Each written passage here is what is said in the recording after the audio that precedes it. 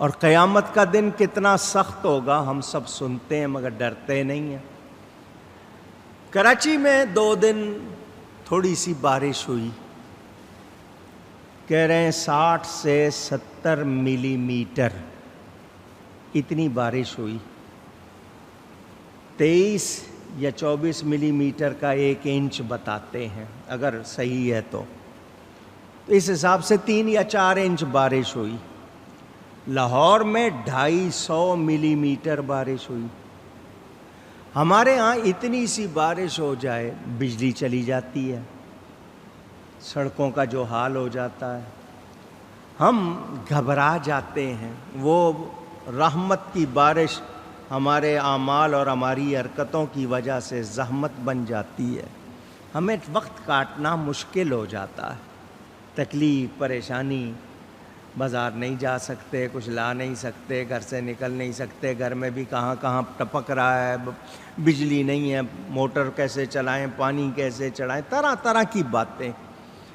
قیامت کا دن 50,000 سال کے برابر۔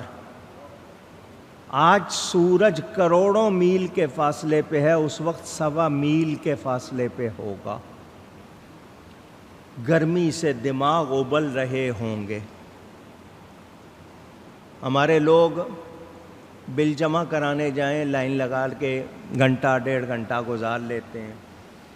کوئی پلاٹ کا فارم لینا ہو، رات سے جا کے لائن لگا لیتے ہیں۔ مسجدوں میں پنکھے لگے ہوئے ہیں، غالیچے بچھے ہوئے ہیں، اب تو ایئر کنڈیشن ہونے لگ گیا ماحول، وہاں 5 منٹ کے لیے آتے نہیں۔ تو ہماری تو سستیاں یہ ہیں، قیامت کے دن کو ہم نے سوچا ہی نہیں ہے کہ وہاں ہماری سستیاں ہمیں کتنی مہنگی پڑیں گی، کیا حال ہوگا ہمارا، ہم نے کبھی سوچا ہی نہیں۔ وہاں ماں بیٹے سے، بیٹا ماں سے بھاگ رہا ہوگا، بھائی بہن سے، بہن بھائی سے۔ یہ دنیا میں جو بڑے پیارے گہرے دوست ہیں، کہتے ہیں ان کے بغیر زندگی نہیں ہے، وہاں سارے ایک دوسرے کے دشمن بن جائیں گے سوائے متقیوں کے۔ کبھی سوچا نہیں وہ کیسا دن ہوگا، گھبرائے نہیں، اس دن کے لیے کچھ سوچا نہیں۔ جتنا کوئی گناہ گار ہوگا اتنا اس کا پسینہ ہوگا، اسی میں وہ اتنا غرق ہوگا۔ تو ہمیں ڈرنا ہے لیکن ہم ڈرتے نہیں۔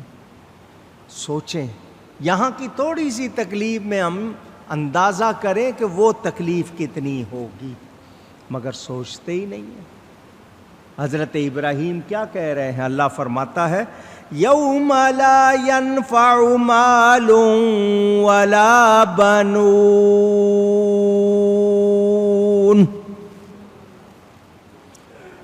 جس دن سب اٹھائے جائیں گے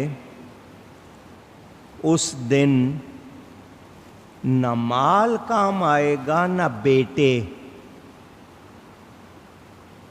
اب یہاں آپ کے ذہن میں اگر سوال آیا ہے تو اس کا جواب دے دوں۔ جو جائز کمائی ہے، حق حلال کی کمائی ہے، صحیح خرچ ہوا ہے، وہ بھی مال آپ کے لیے آزمائش بن سکتا ہے، لیکن جو غلط کمایا ہے، ہیرا پھیری کی ہے، ملاوٹ کی ہے، تو آپ سمجھیں کہ وہاں کچھ لے دے کے کام بن جائے گا، کچھ مکمکا ہو جائے گا، ایسی کوئی بات نہیں۔ بیٹے آپ سمجھیں آپ کی زندگی کی اصل کمائی آپ کی اولاد۔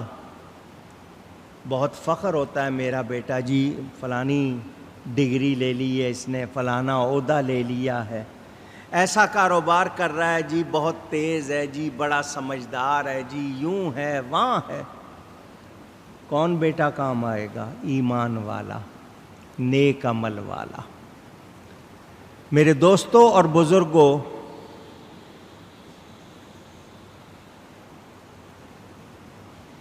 میں جو آپ کو کہنا چاہ رہا ہوں نرم لفظوں میں، وہ صرف یہ کہ مجھے اور آپ کو اپنا مال صحیح کمانا چاہیے، اور صحیح خرچ کرنا چاہیے۔ اس کی تفصیل میں جاؤں تو بہت ٹائم لگے، رمضان میں یہ بات آپ کو سناتا ہوں، ایک بار پھر سنا رہا ہوں۔ کسب فارسی کا لفظ ہے، عربی میں بھی ہے۔ کاسب مزدوری کرنے والا، محنت کرنے والا۔ مال کمانا بری بات نہیں، دنیا دار ہونا بری بات نہیں، مالدار ہونا بری بات نہیں۔ مال سے محبت، دنیا سے محبت ہو جائے تو پھر انسان کے لیے پریشانی، دشواری، مشکلات، آفتیں آ جاتی ہیں۔ حضرت مولانا روم رحمۃ اللہ علیہ نے مثال دی نا، سمجھایا کشتی پانی پر چلتی ہے، پانی باہر رہے کشتی کو کوئی خطرہ نہیں، اگر پانی اندر آ جائے تو ڈبو دے گی۔ تو یہ مثال سمجھنے کے لیے کہ مال ضرورت ہے، اس کو استعمال کرو، اندر نہ آنے دو۔ اس کی محبت اگر اندر آ گئی تو یہ انسان کو کیا بنا دیتی ہے، وہ آپ دیکھ ہی لیتے ہیں۔ کہتے ہیں نا ہڈی ڈالو کتا آ جاتا ہے، تو سونے کی ہڈی ڈالو تو بندہ کتا بن جاتا ہے۔ اور آپ کے ہاں تو روز یہ تماشے ہوتے رہتے ہیں، کہیں سیاست میں ہو رہے ہیں، کہیں حکومت میں ہو رہے ہیں، کہیں ہو رہے ہیں، رشوت کا بازار جس طرح گرم بتہ، یہ وہ روز کے تماشے آپ دیکھتے ہیں۔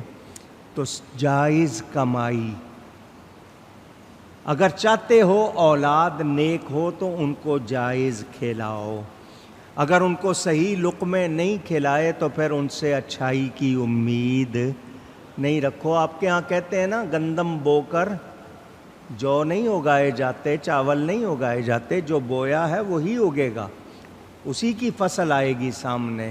تو ہم اپنی کمائی کو پاک رکھیں، ہم اس کی طرف دھیان دیتے نہیں۔ اچھا، خرچ کے بارے میں جو بات دہرانی ہے وہ کیا کہ خرچ 3 طرح کا ہے، یاد کر لیں۔ کتنی طرح کا؟ اونچی گئی ہے۔ ایک کا نام ہے انفاق، دوسرے کا نام ہے اسراف، تیسرے کا نام ہے تبذیر۔ یہ تینوں لفظ قرآن سے سنا رہا ہوں۔ انفاق، اسراف، تبذیر۔ اب یہ عربی کے لفظ ہیں، اب آپ اردو سن لیجئے۔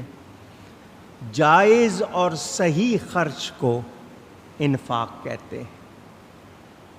آپ نے اپنے اوپر کیا، بیوی بچوں پر کیا، ملازموں پر کیا، اللہ کی راہ میں کیا، جائز خرچ، اس کو کیا کہتے ہیں؟ انفاق۔ اس پر آپ خرچ کر کے فائدہ بھی اٹھاتے ہیں، ثواب بھی پاتے ہیں۔ مثلاً آپ اپنے بچوں کو خوش رکھ رہے ہیں، بیوی کو خوش رکھ رہے ہیں، گھر والوں کو، جس کا آپ پر حق ہے، ذمہ داری ہے، تو آپ کو ثواب بھی ملے گا۔ جائز خرچ ہو رہا ہے، فائدہ بھی ہو رہا ہے اور ثواب بھی ملے گا۔ آگے سنیں۔ دوسرا ہے اسراف، اس کو عام طور پر ہم فضول خرچی کہتے ہیں۔ کام کم میں ہو سکتا ہے لیکن نہیں جی زیادہ، دکھاوا آ جاتا ہے، تو ہم فضول خرچی کریں تو یہ اسراف ہے، اور اللہ فضول خرچی کرنے والوں کو پسند نہیں کرتا۔ انہ لا یحب المسرفین، قرآن میں واضح ہے، جو مسرف ہیں، فضول خرچی کرنے والے ہیں، ان کو اللہ پسند نہیں کرتا۔ تو انفاق جائز خرچ، اسراف فضول خرچی۔ اب تیسرا ہے تبذیر، اس کے معنی ناجائز خرچ، ناجائز کاموں پر خرچ۔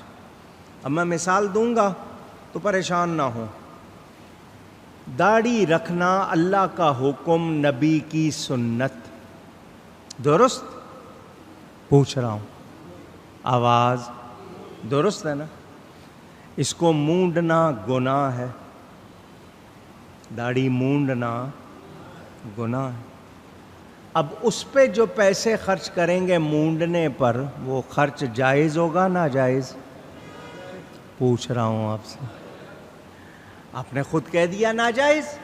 اس سے آپ سمجھتے جائیں ہر وہ کام جو جائز نہیں اس پر خرچ کریں گے وہ تبذیر ہے، اور اللہ فرماتا ہے ان المبذرین کانوا اخوان الشیاطین، تبذیر ناجائز خرچ کرنے والے شیطانوں کے بھائی ہیں۔ آپ کو ویسے کوئی شیطان کا بھائی کہے آپ بگڑ جائیں گے، تو نے مجھے شیطان کا بھائی کہا، تیری اتنی جرت، تو کام وہی کر رہے ہیں جو شیطان کے بھائی والا ہے، تو خود اس حال کو لے جا رہے ہیں۔ تو ہماری کمائی بھی جائز ہونی چاہیے، خرچ بھی جائز ہونا چاہیے۔ اب اس کا دوسرا رخ بھی سن لیں۔ میلاد شریف منایا، قمقمے لگائے، چاندنیاں بچھائیں، شامیانہ لگایا، گلدستے سجائے، چراغاں کیا، لوگ کہتے ہیں فضول خرچی۔ قربانی کا جانور لیا، 2000 میں بھی مل رہا تھا، اللہ کی راہ میں دینا ہے، ذرا اچھا لے لوں، خوبصورت ہو، صحت مند ہو، وہ 4000 کا آیا۔ سمجھنے کے لیے بات کر رہا ہوں، آپ کہیں گے 4000 کا دلوا دیں، میں صرف سمجھنے کے لیے بات کر رہا ہوں۔ تو وہ آپ نے مہنگا لے لیا،